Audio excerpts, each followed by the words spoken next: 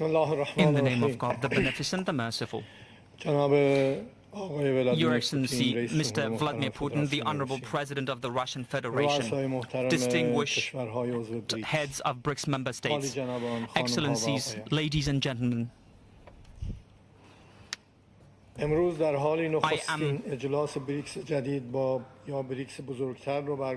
today we have convened the first summit meeting of the new or otherwise expanded BRICS, while many of the hopes for a more just, secure and prosperous world in the post-Cold War era have not been afforded the opportunity to be fulfilled, as aspirations for dominance and unilateralism continue to threaten, like a deadly plague, the foundations of global peace and cooperation.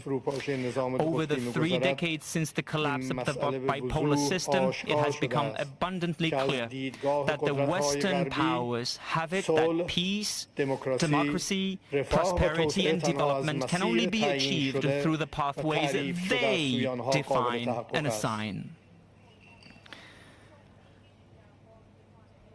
The upshot of this monopolistic worldview thus far has been but a surge in violence, war and terrorism on the one hand, and unprecedented recourse to economic and political sanctions on the other. According to statistics, the United States alone has imposed 3 times as many sanctions on other countries of the world in the past 2 years than the entire stretch of the last decade.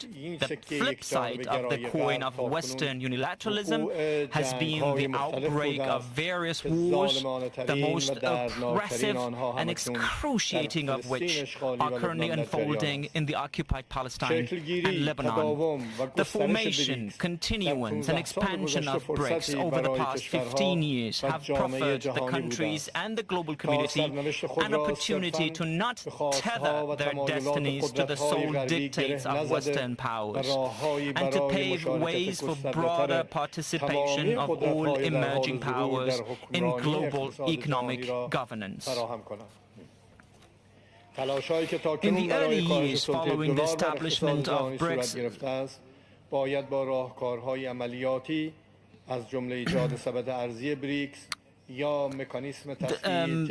the new payment systems independent of dollar need be strengthened. The independent countries can no longer indemnify the United States for its unsound financial policies or its failure to combat systemic corruption in its financial sector. The world today faces numerous challenges, including food security, climate change, debt crises, the North-South divide, to name a few.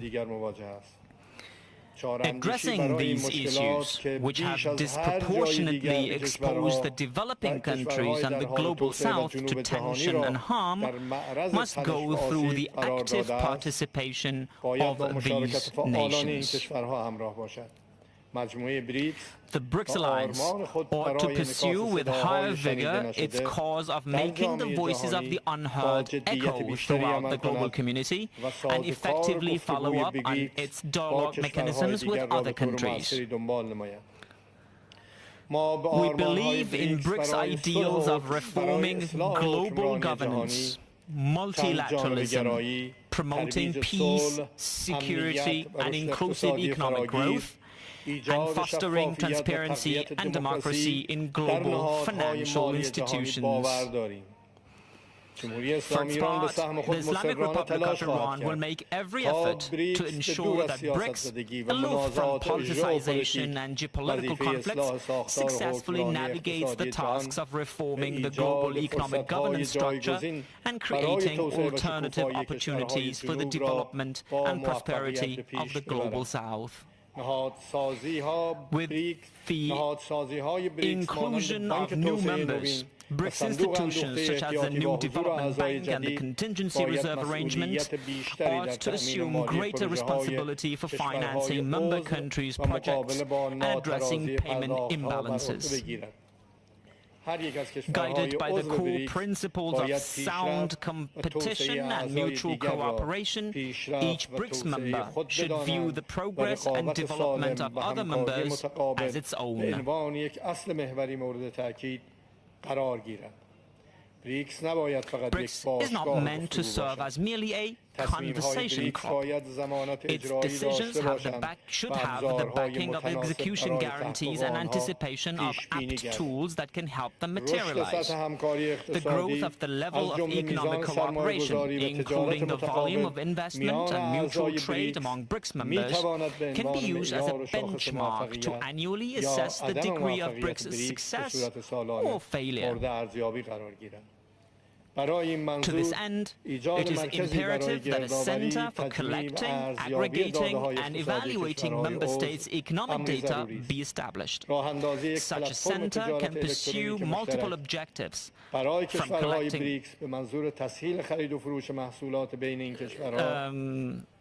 customs data, and it can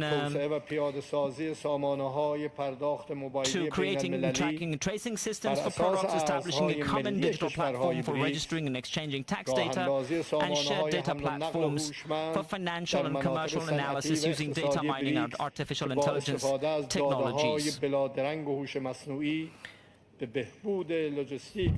It can help operate transit routes which will reduce delivery delays, and these are topics that merit more attention in BRICS decision-making.